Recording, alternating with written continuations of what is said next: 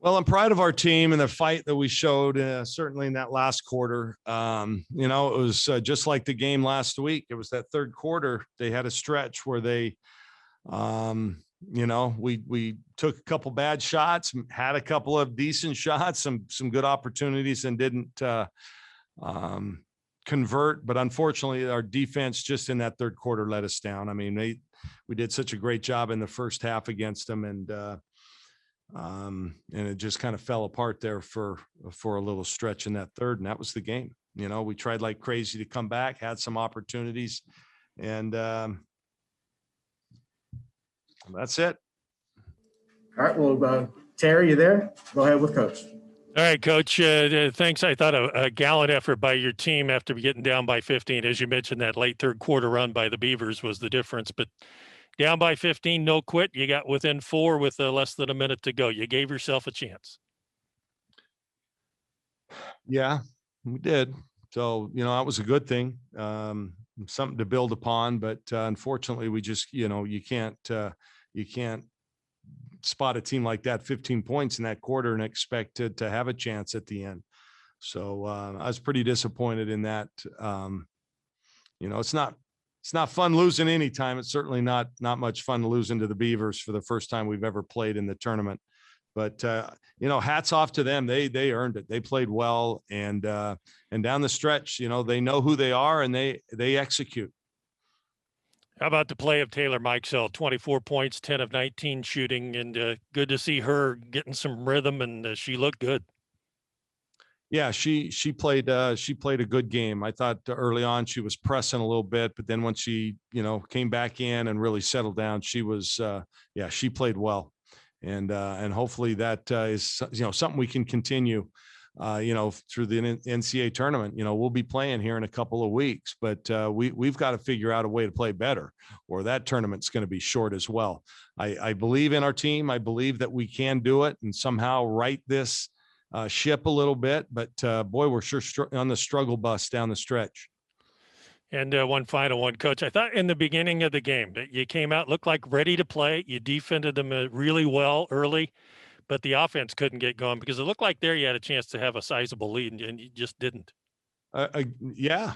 And I thought we had some pretty good looks. I mean, there were a couple of possessions where we shot it a little quick. But for the most part, if you look at some of our shots and put it against our shot profile, I thought they were decent. And, just unfortunately not enough went in. And, we could have, I thought, really put them on their heels early in the game, and we didn't. But defensively in the first half, I thought we were as good as we've been all year. Something to build on, but now we got to put 4 quarters together. All right, Coach. Thanks so much. Safe trip back to Eugene. We'll see you back here. Okay, thank you. All right, Coach, we're going to start with James Crepea, the Oregonian. Kelly, outside of Taylor Mikesell, who's obviously caught, back to shooting form, what is the offensive role of your various guards right now? I know obviously you turned to Maddie to run the point a little bit today, but whether it's Chavez, Maddie, Jazz, what are their offensive roles right now as you have to shuffle the deck a bit? Well, first of all, we got to make baskets. What we struggle with sometimes, James, is we don't have a ton of playmakers. Now, we inserted Maddie tonight mainly for defense on Aaliyah, and I thought she did a really good job, certainly in that first half on Aaliyah. She's such a great player, and, we made her work for a lot tonight. I thought Maddie did a great job. That was why we inserted her there. She is our best perimeter defender. Taylor Chavez, I thought, had some moments tonight. Jazz is still, she's just got to get it going. I hope she does. I'm confident that she will.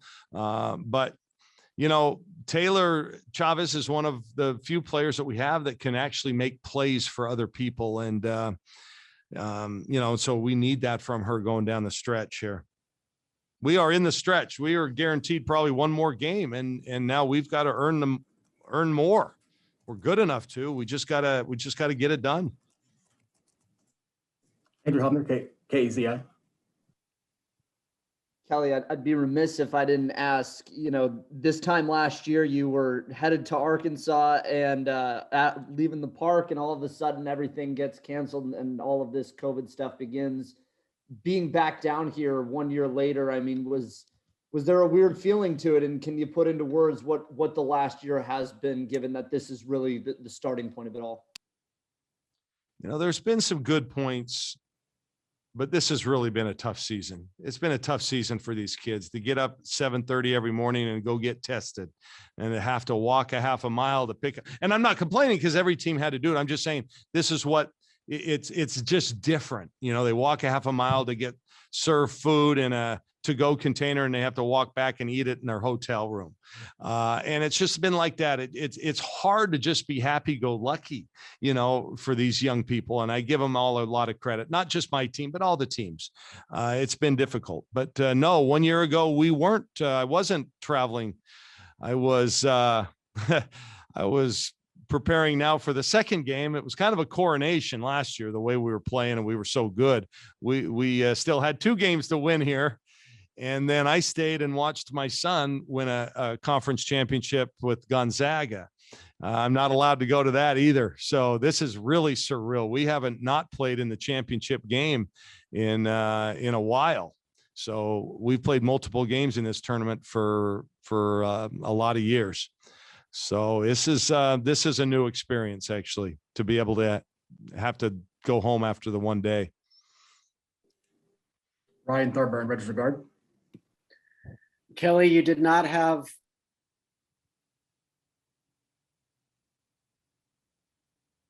We did not have a lot today.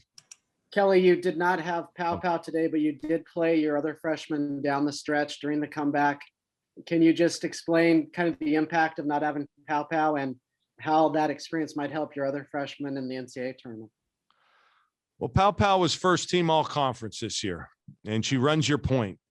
And on a team that doesn't have a lot of playmakers, she is one. She's one of the players that just makes everybody else better. It hurts. It hurts. But guess what? Nobody's crying for us. And we're going to have to find a way to figure it out because I don't think we're going to have her for the rest of the year. So we're going to have to figure out, how to proceed going forward. But no, anytime you take a player like of that magnitude, it's the same as Oregon State losing Aaliyah Goodman. How good would they be without Aaliyah Goodman running the show? That it's a huge hit. But again, nobody's crying for us. We've won 3 conference championships in a row. This was people's chances to kind of beat up on Oregon a little bit. Now our backs are against the wall. We have a chance to redeem ourselves in an NCAA tournament. Hopefully that we will. Ultimately, that's what you're judged on. And so we want to make it a positive going forward, and somebody else is going to have to step up and take those reins. I liked what I saw from Maddie tonight. I thought that was great. That was something to build on. Eric Scopel, 247 Sports. Coach, I wanted to follow up on your comments a second ago about Tahina. The Pac-12 networks reported that you might have her for the NCAA. Are you suggesting that's not the case? And I guess, how do you proceed if that is? Eric, I'm one of those. I hope for the best and plan for the worst. This time of year, you don't know. We've had players in that, with that same kind of injury, and it was season ending. I don't know. I'm hopeful, but we've got to prepare without, knowing that, just figuring she won't play. If she does play it would be later in the tournament, and we better play a lot better, or we're not going to be playing later in the next tournament. We're going to go back to James. Just for some specificity there, Kelly, since it's right foot, is this like Liz Franck if we're talking about that kind of timetable? You know what? I leave that to the doctor. So one of the things I learned a long time ago, I do not force kids, pressure kids, passive aggressively try to talk to kids about coming back. I stay away from that. I have no idea. I was told it was going to be weeks. Weeks to me could mean 2, or it could mean 4 to 6. It could mean 8 to 10. I don't know. So I hate to, give you a non-answer there. I just don't know. And I'm not going to really press our doctors, because when you start pressing your trainers and doctors, they sometimes feel pressure. Oh, coaches putting pressure on me to try to get this kid back. If she's back, we're a lot better and we'll love it. And if she's not, hey, toughen up. We gotta do with what we got. Got time for 2 more here, Coach.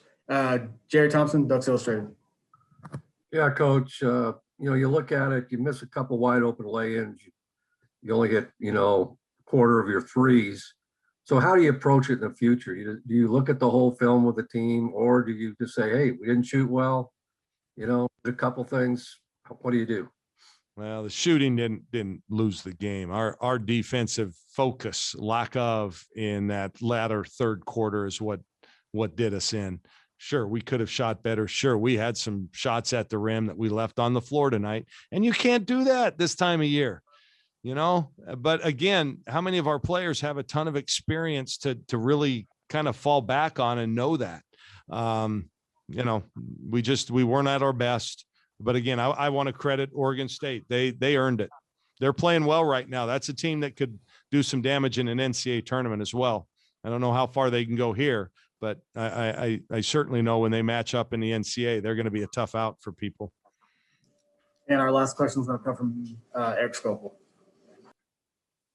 You have kind of an extended break here, Coach. What's the plan, and kind of how do you want to use that? Is this a soul searching time, or do you have? I don't know. What are you going to do for the next couple of weeks before you play again? Well, I'm going to probably spend some time in Black Butte a few days and get away from everything. I'm certainly not going to go to Costco or Trader Joe's or anywhere else in town, because we have a lot of fans that follow the team. So I'll stay away from them, but I don't know with the team, we have to start getting tested on Wednesday. So we'll have 7 consecutive days of testing before the NCAA tournament. Normally speaking, you guys, we give them the week off after the tournament. Let them just, no practice, no nothing. A lot of them go home. They can't do that this year. So I'm not sure if we're going to have quite the same schedule this week, but there will be significant time off. I think finals are coming up for our players, so they got to remember that they're students first. And, so I'll talk it over with my staff. To be honest with you, I wasn't expecting going home today. So I hadn't thought about